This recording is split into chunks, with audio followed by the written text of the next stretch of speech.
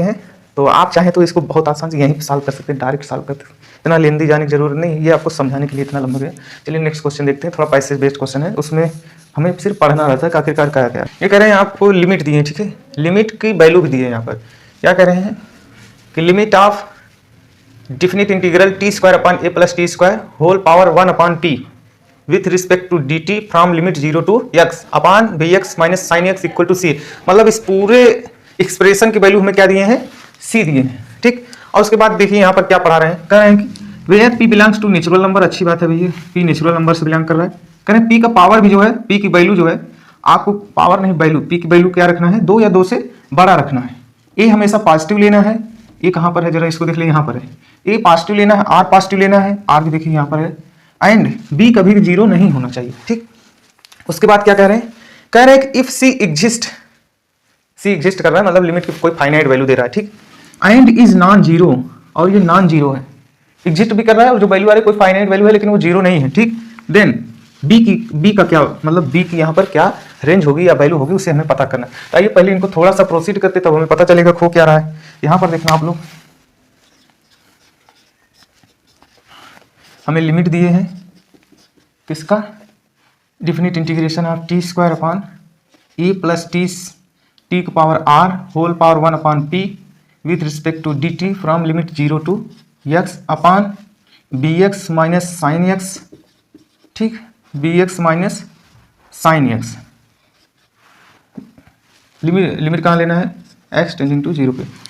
ध्यान देना इसकी वैल्यू जो सी दिए हैं यहाँ पर क्या करें, पहले वाले में सी क्या कर रहा है, एग्जिस्ट है और नॉन जीरो है, मतलब सी क्या है, फाइनाइट है, और क्या है, डजंट इक्वल टू 0, हाँ ये है। अब हम इसको सिंप्लीफाई करते हैं, उसके बाद बी का रेंज पता करते हैं। यहाँ पर देखना, चलिए इसको सिंप्लीफाई कर लेते हैं। अब इसको सपोज करिए जो है जब हमें ये फाइनाइट वैल्यू मिल रही है, इसमें 0 डालते हैं, यहाँ 0 डालें, ठीक, यहाँ 0 डाले तो ये ओवरऑल वैल्यू क्या हो गया, 0। क्यों, क्योंकि लिमिट सेम हो गया, किसी भी डिफिनिट इंटीग्रेशन का अगर लिमिट सेम होगा ना, यहाँ पर आप देख लीजिए एक बार जो है, सपोज करिए हम इस फंक्शन का डेरिवेटिव लिए थे, हमें क्या मिला था, स्मॉल एफ एक्स, ठीक। अब इस स्मॉल एफ एक्स का जो है हम डिफिनिट इंटीग्रेशन लिए A to B with respect to X, क्या आ गया, capital F X from limit A to B. अब ये क्या हो गया, F B minus F A. अब मान लीजिए ये लिमिट दोनों आप ए कर दें, सेम कर दें, इस डिफिनिट इंटीग्रेशन की दोनों लिमिट सेम कर दें, ठीक। यहाँ पर आप सेम करिए, यहाँ पर भी आप सेम कर दीजिए, तो बताइए एफ ए में से एफ ए जाएगा, क्या बचेगा, 0 बचेगा। जरूरी नहीं यहाँ 0 ही तभी 0 होगा, लिमिट अगर सेम हो गई डिफिनिट इंटीग्रेशन वैल्यू क्या होगी, 0 हो जाएगी। तो आइए आगे देखते हैं क्वेश्चन, ध्यान देना। जैसे हम यहाँ पर 0 डालेंगे, 0 हो गया, ये 0 हो गया, ऊपर वाली की वैल्यू क्या होगी, 0 हो गई, और यहाँ पर 0 डाल रहे हैं, ये क्या हो गया, 0 हो गया, ये भी 0 बाई 0 फॉर्म आ गया। और यहाँ पर जो हमें सी मिला वो कैसा है, फाइनाइट वैल्यू है और 0 के बराबर भी नहीं। इसका मतलब ये जो है लिमिट हमें क्या करना पड़ेगा, सॉल्व करना पड़ेगा। अब 0 बाई 0 फॉर्म आया, किससे सॉल्व करना हो आपको पता ही है, तो आइए करते हैं। लिमिट एक्स टेंडिंग टू 0, इसमें लेबनीज रूल लगाते हैं, क्या करेंगे, इस वेरिएबल को इसमें डाल देंगे, ठीक। तो आगे एक्स स्क्वायर अपॉन ए प्लस, जहाँ जहाँ टी है वहीं वहीं ये जाएगा, ठीक, x power are whole power 1 upon P with respect to sorry Leibniz rule में क्या करते हैं, वेरिएबल को इसमें डाल देते हैं, सॉरी लिमिट को इसमें डाल देते हैं, फिर लिमिट का डिफरेंशिएशन, फिर लिमिट का डिफरेंशिएशन करेंगे तो 1 हो जाएगा, ठीक। माइनस 0, जैसे ही आप यहाँ पे हर जगह 0 डालेंगे, यहाँ 0 डालेंगे, यहाँ 0 डालेंगे, ओवरऑल क्या हो जाएगा, 0 बटे यहाँ पर क्या हो जाएगा, इसका डिफरेंशिएशन करेंगे बी माइनस कॉस एक्स। अभी आपको खुश होने की जरूरत नहीं है, क्योंकि आपको भी पता है कि अभी ये जो है हमारे साथ गड़बड़ कर सकता है, ठीक। अब सी हमारा फाइनाइट है, इधर वाले पोर्शन को हमें फाइनाइट करना मस्ट है। चलिए यहाँ फिर से 0 डालें, यहाँ 0 डालेंगे, ये तो 0 हो जाएगा, ठीक है, कोई बात नहीं। यहाँ जैसे 0 डालेंगे ये 1 हो जाएगा, ये बी क्या आ रहा है, पता नहीं बी क्या है, हमको क्या पता गया, ऊपर वाला पार्ट 0 आ रहा है, नीचे क्या आ रहा है, बी माइनस 1 आ रहा है। तो आप बताइए क्या हम अब इस लिमिट को सॉल्व करके फाइनाइट ला सकते हैं, कोई फाइनाइट रिजल्ट ला सकते हैं, नहीं ला सकते, क्योंकि ऊपर तो 0 हो जा रहा है, ओवरऑल ये क्या हो जा रहा है, 0 हो जा रहा है। और भाई साहब हमसे कह रहे हैं कि ये 0 नहीं होना चाहिए। इसका मतलब अगर ऊपर 0 हो रहा है तो नीचे भी हमको 0 बनाना पड़ेगा। जब तक नीचे 0 नहीं आएगा तो इंडिटरमिनेंट फॉर्म नहीं क्रिएट होगा, और इंडिटरमिनेंट फॉर्म नहीं क्रिएट होगा तो आप लिमिट सॉल्व करके उसकी फाइनाइट वैल्यू नहीं निकाल सकते। इसलिए हमें इसे सॉल्व करने के लिए, इसे फाइनाइट लाने के लिए जो है नीचे वाले पार्ट को भी 0 करना होगा। जैसे हमने इसमें लिमिट पुट किया, ये क्या हो गया था 1, ये क्या हो गया था b, तो b माइनस 1 भी क्या होना चाहिए, 0 होना चाहिए, यानी b की वैल्यू क्या आ जाएगी, 1 आ जाएगी। ये देखिए, तो यहाँ पर b की वैल्यू क्या आ गई, 1 आ गई, ठीक। नेक्स्ट देखिए, कह रहे हैं if p equal to 3 and c equal to 1 then the value of a। तो अच्छी बात है यार, बहुत अच्छी बात कर दिए हैं। तो आप यहीं पर p की वैल्यू डाल दीजिए, c की वैल्यू 1 डाल दीजिए, देख लेते हैं a की वैल्यू क्या आती है। b की तो पता ही चल गया क्या आ रहा है, ध्यान देना। Limit x tending to 0, second option solve करिए, फर्स्ट था। इसी का सहारा लेते हुए, इतने का सहारा लेते हुए सेकंड में करेंगे, फिर से नहीं लिखेंगे, ठीक है, ध्यान देना। यहाँ पर लिमिट p की वैल्यू क्या दे दी है, 3 दे दी है, एक्स स्क्वायर यही उतारते हैं, a प्लस एक्स पावर कितना दिए, r कितना दिए हैं, r पता नहीं कितना दिए, हमको नहीं पता। p क्या दे दिए 1/3, ठीक है। और यहाँ पर हमें फाइनाइट वैल्यू क्या दिए हैं, 1 दिए, c की वैल्यू क्या दिए हैं, 1 दिए। एक डिमांड करने का है, ये बताइए क्या होगा, b माइनस कॉस। अच्छी बात है यार, चलिए यहाँ पर देख लेते हैं। आप इसमें 0 डालें, ये तो पार्ट 0 हो गया, ठीक। अब हमें इसे फाइनाइट लाने के लिए नीचे वाला भी 0 बनाना पड़ेगा, यानी b की वैल्यू हमें क्या लेना पड़ेगा, 1 लेना पड़ेगा, जो पहले हमको मिला हुआ है। यहाँ पर 1 डाल दीजिए। अब इसको सॉल्व करते हैं, सॉल्व करिए आप। यहाँ 0/0 फॉर्मेट बना, अब हमें इसे फिर से क्या करना पड़ेगा, सिंप्लीफाई करना पड़ेगा। यहाँ आप 0 डालें, ये 0/0 फॉर्म बना। चलिए इसको सॉल्व करते हैं। क्या करेंगे, ऊपर वाले का डिफ्रेंसिएशन अलग, नीचे वाले का अलग, इनको करके देख लेते हैं। लिमिट, इसका डेरिवेटिव लेते हैं, क्या आएगा 2x, ठीक, into a plus x power r power 1/3, ठीक, माइनस। अब एक बार इसका डिफरेंशिएशन करेंगे, ये मल्टीप्लाई में, इसका डिफरेंशिएशन करेंगे तो 1/3 आगे आएगा, बचेगा a plus x power r, ठीक, a plus x power r into, इसमें देखिए 1/3 में से 1 माइनस होगा, -2/3, ठीक, इंटू ये x पावर r का आप डिफरेंशिएशन करेंगे, r into x power r -1, ठीक, multiplied with x square upon इसी का क्या हो जाएगा, होल स्क्वायर। हम इसको क्या करते हैं, नीचे जो है एडजस्ट कर देते हैं, 2/3। अभी इसका अलग डिफरेंशिएशन क्या हो जाएगा, cos का क्या होता है, साइन होता है, हाँ, माइनस साइन होता है, और आगे पहले से माइनस है तो क्या हो जाएगा, प्लस साइन। बराबर क्या दिए हैं, 1 दिए हैं, ठीक। फिर इसमें टेंडिंग वैल्यू डालते हैं, ये 0, ये भी 0, यहाँ ये 0 तो नहीं हो रहा है, a मिल रहा है, लेकिन ये 0 कंप्लीटली फिर 0/0 फॉर्म आ रहा है। इसका मतलब हमें इसे क्या करना पड़ेगा, फिर से एल हॉस्पिटल रूल लगाना पड़ेगा। तो आइए देखते हैं लगा के। लिमिट, यहाँ पर देखिए, अगर ये सिंप्लीफाई हो रहा है तो इसी समय इनको सिंप्लीफाई करें, 2x इंटू ए plus x power r power 1/3 minus 1/3। यहाँ पर देखिए ये सिंप्लीफाई हो रहा है, नहीं हो रहा है, a plus x power r power -2/3, ठीक। यहाँ देखिए r इंटू ये पावर जब ऐड हो जाएंगे, बेस सेम है, तो ये हो जाएगा r into x power r plus 1 upon देखना क्या है, a plus x power r whole power 2/3 into sine x equal to 1 at limit x tending to 0। आप देख रहे हैं यहाँ पर फिर से 0/0 फॉर्मेट क्रिएट हो रहा है, हमें फिर से एल हॉस्पिटल रूल लगाने की जरूरत है, तो आइए लगा देते हैं तुरंत, बिना देरी किए। ध्यान देना, लिमिट x टेंडिंग टू 0, यहाँ पर इसमें आप लगाएंगे तो एक बार x का डिफरेंशिएशन कर दीजिए, 2 इंटू ए प्लस एक्स पावर r, ठीक, whole power 1/3 multiplied with, sorry x कर दिए 1 हो गया ना, ये हो गया, हाँ, प्लस।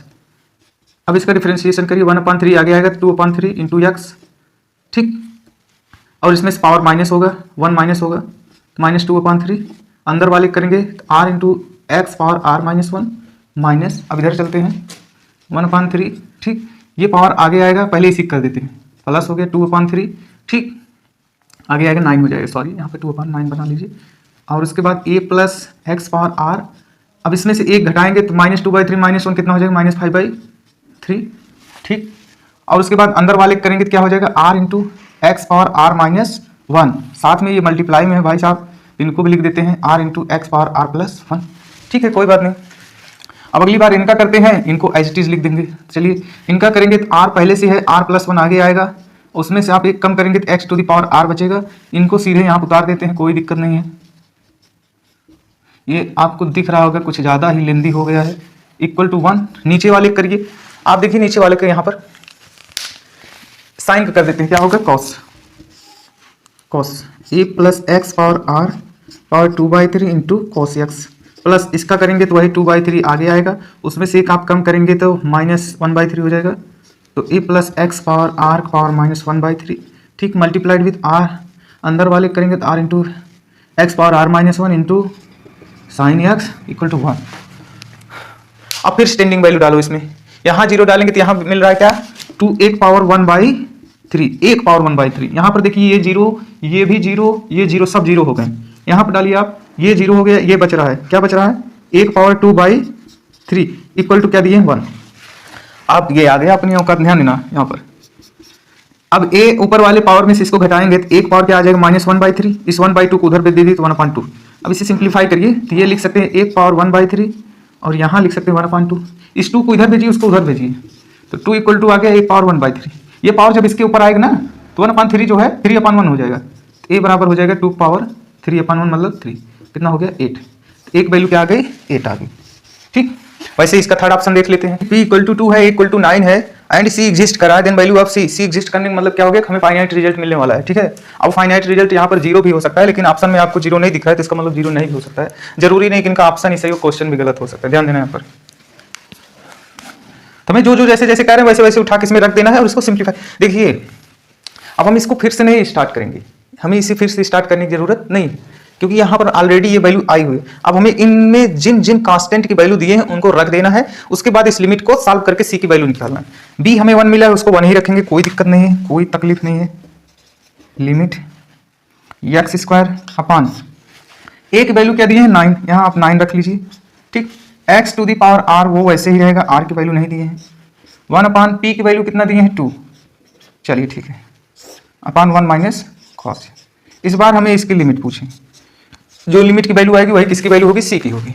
तो यहाँ पर ध्यान देना आप लोग, लिमिट में हमारा पहला काम होता है स्टैंडिंग वैल्यू को इसमें डालेंगे। डालिए 0, यहाँ पे आप 0 डालेंगे, 0/0 फॉर्म क्रिएट हो रहा है। एल हॉस्पिटल रूल लगाना है, चलिए लगाते हैं क्योंकि समय बहुत कम है, ध्यान देना। यहाँ पर जब हम एल हॉस्पिटल रूल लगाएंगे तो इसका ऊपर वाले हो जाएगा 2x, ये डिनोमिनेटर वाला पार्ट इसमें मल्टीप्लाई होगा। ठीक, और उसके बाद माइनस। डिफरेंशिएशन नहीं करने आता है कोई दिक्कत नहीं, आप डिफरेंशिएशन वीडियो में जाके जब पढ़ाया जाएगा देख लेना, ध्यान देना यहाँ पर। अब ये क्या हो गया 1/2 नीचे वाले कर रहे हैं। ठीक, 9 plus x to the power r, अंदर वाले करेंगे r into x power r minus 1।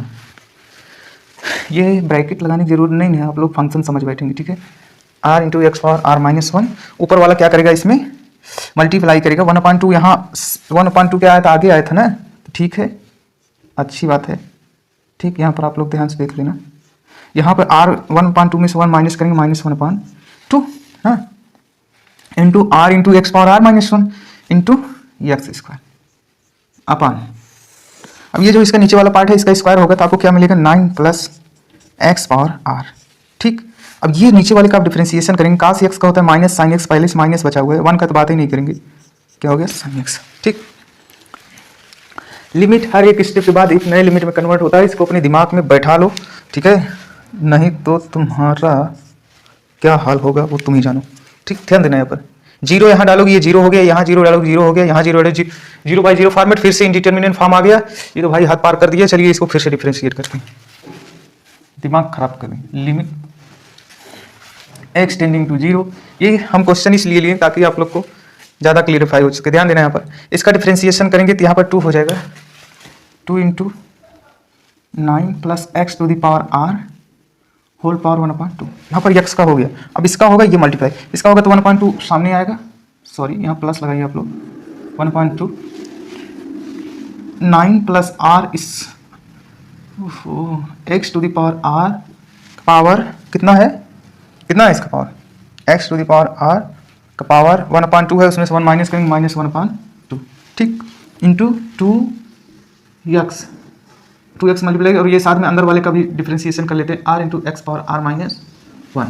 ठीक, यहाँ पर देखिए आप लोग माइनस इनमें से किसी एक का करते हैं, मान लीजिए ये या x² है, x to the power r minus 1 base same है, जब आप ऐड करेंगे r प्लस 1 हो जाएगा, इसका डिफरेंशिएशन करते हैं r into r plus 1 power x to the power r, ठीक, into 1/2 9 plus x to the power r का पावर -1/2।